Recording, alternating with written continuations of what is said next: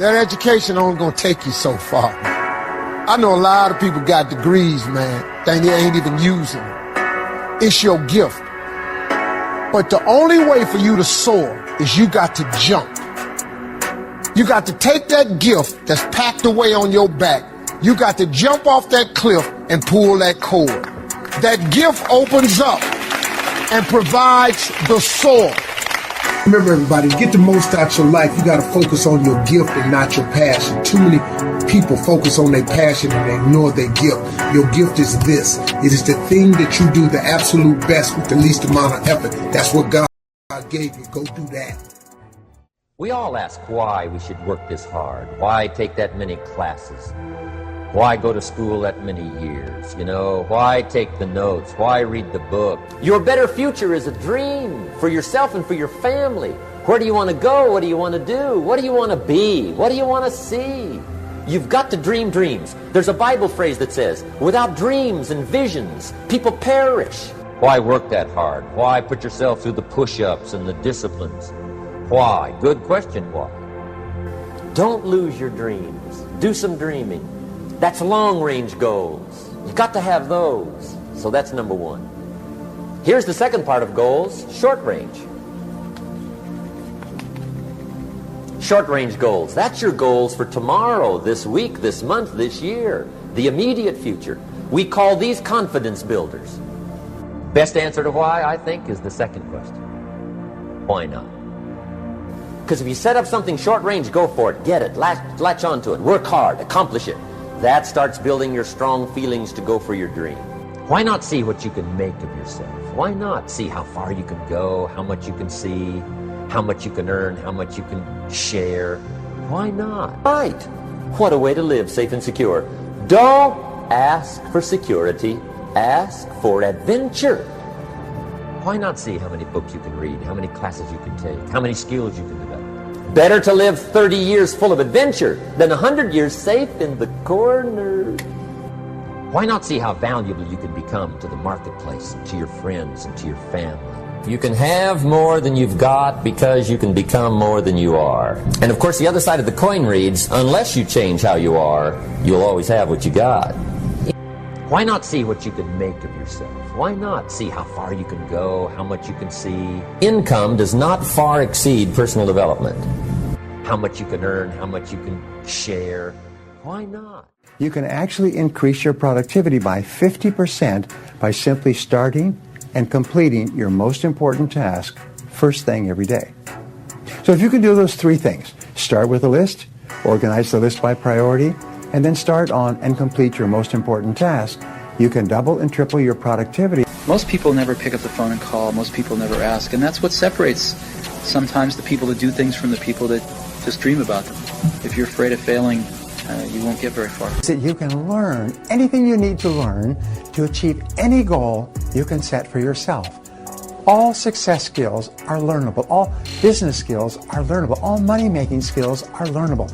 Everyone who is good at them today was at one time terrible at them.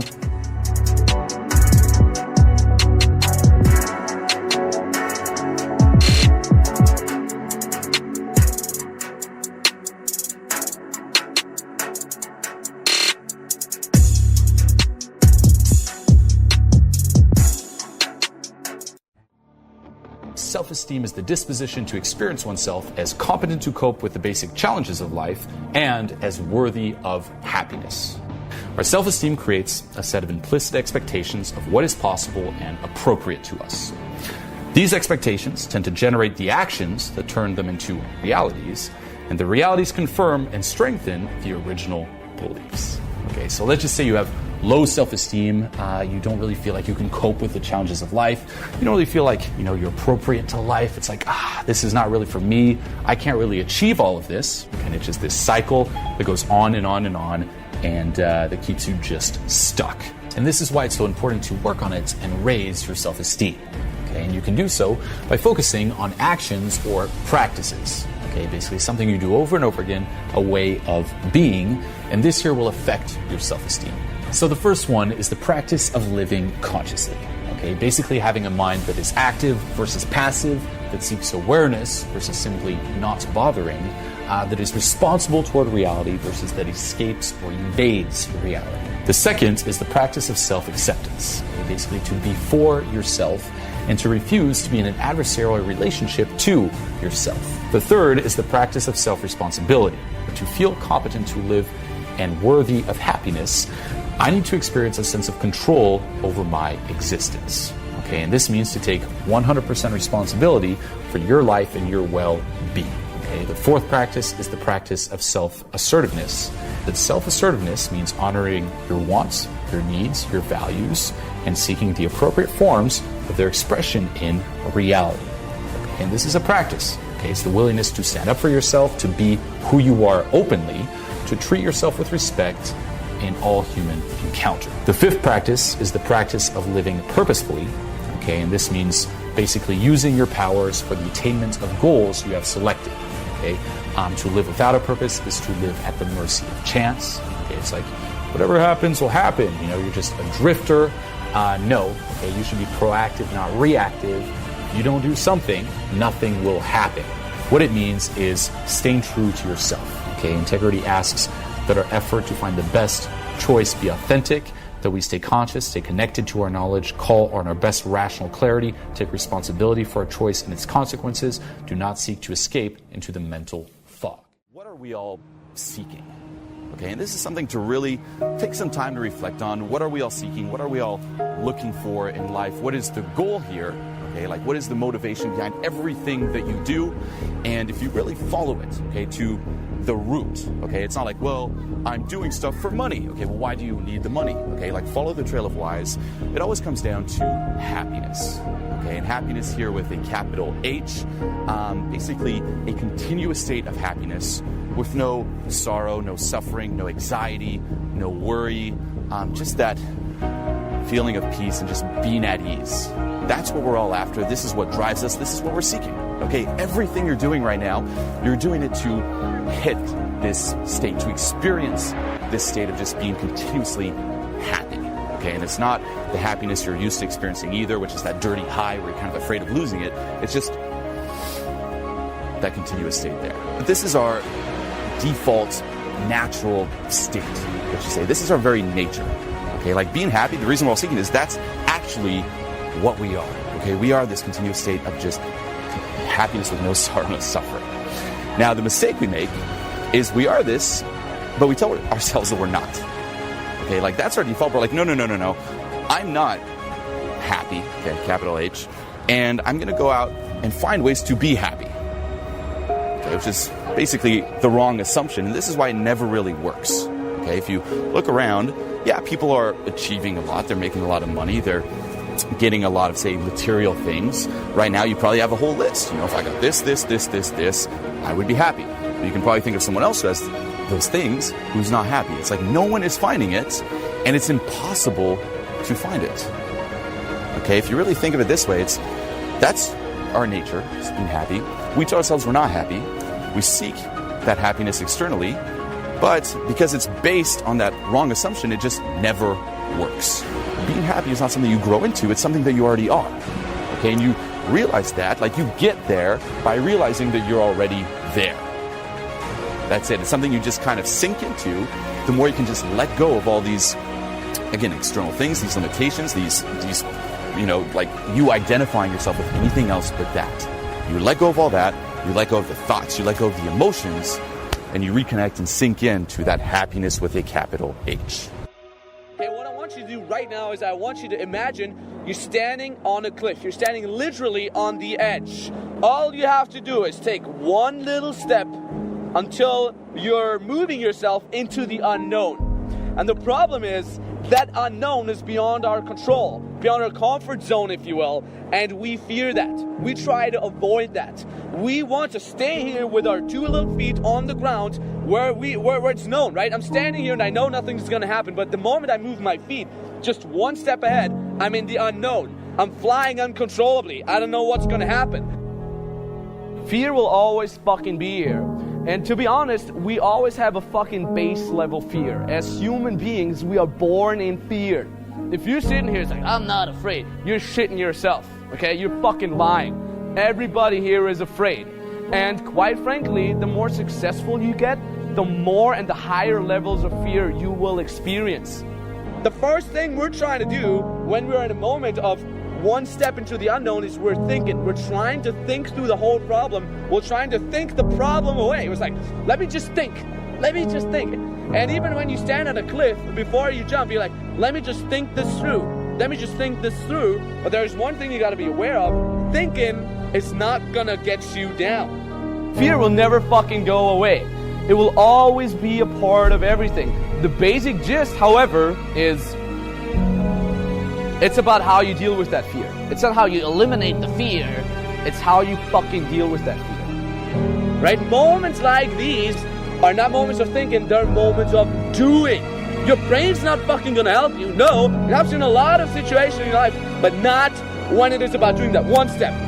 The only two things that are gonna help you in situations like this is your left foot and your right foot. Those are your only two friends. And I always say that I move my feet faster than my brain can think. The way I interpret fear, that's what keeps me going. I don't say that's bad for me. I don't say, oh, a situation where I'm afraid is bad for me. No, I think that's good. In fact, I deliberately put myself into situations where I'm exposed to fear, where I'm exposed to potential fuck-ups, right? When I get in a situation and somebody would tell me, dude, there's a 90% chance you're gonna fuck it up, I'm like, bring it on, man, because it's a win-win situation. I either win, I either overcome that obstacle, or I get fucking stomped into the ground, but survive. But fucking survive. Bill Gates is not confident in making money because he made a lot of money. No, those motherfuckers are fucking confident because they lost. And they lost, and they lost, and they lost, and they lost, where everybody would have given up. Those motherfuckers went back up like, well, guess I gotta fucking do it again. Stop thinking and move your feet into the unknown. Fly down, survive, and tell yourself you survived. Even if you land on your ass, you're most probably gonna survive, and you're never gonna regret it. Just do it. What is a king in my mind? And these are just expressions. A king is a man who just outclasses other guys. Most other guys are just kind of trying to get through the day. They're trying to just amuse themselves with little random diversions to get the day done. A guy who's a king is on his purpose. He knows what he wants out of life. He knows what vibe he wants around him. He has a good sense of personal boundaries. He knows what he's doing here. It's a cut above. You're somebody who likes what he does for a living, and if you don't, you're taking steps towards getting to a point where you do. You're fun, you're happy, you smile, you enjoy the little things. You can stop and smell the fucking roses. You're not all stressed. It's really about the ecosystem that you build around yourself. You gotta build it, and it's not gonna build itself. These things do not build themselves. For me, life is about, again, like I said, building yourself up. And what it really comes down to in the end, you want to know what it actually is? Honestly, contribution, isn't it? Part of this journey is when you see an opportunity, take fucking action. You align your full self towards the goal. You want to be what's called promotion-oriented and think of what can go right, not prevention-oriented. Because people think that they want to move up, but only part of them wants to move up. The other part of them wants to stay stagnant, so you got to think about that. You can tell the size of a man by the size of his problems. Got a small man, his problems are very self-directed, very self-focused. People that are in pain, they can't think about contribution. So you want to think of that as like coping versus thriving. Coping, thriving. You're in protection or you're in progression. And so you'll see guys where when they're thinking, their entire thought process is on themselves. Why is that though? It's because they're in protection. It's because they are coping. They're coping through life in pain. They're in scarcity. So you want to think of yourself as an entity that has direction, good emotions, good people around you. What does that mean? There's a few different things. One is, you've got to know who you are. Like, who am I as a person? What am I doing here? Like, that'd be the number one question to ask. What the fuck are you doing here? You know what I'm saying? Not to fuck with your brains, but you know what I'm saying? Like, what are you doing here? You know, it's like, dude, you're lacking that true north, right? So what is your true north?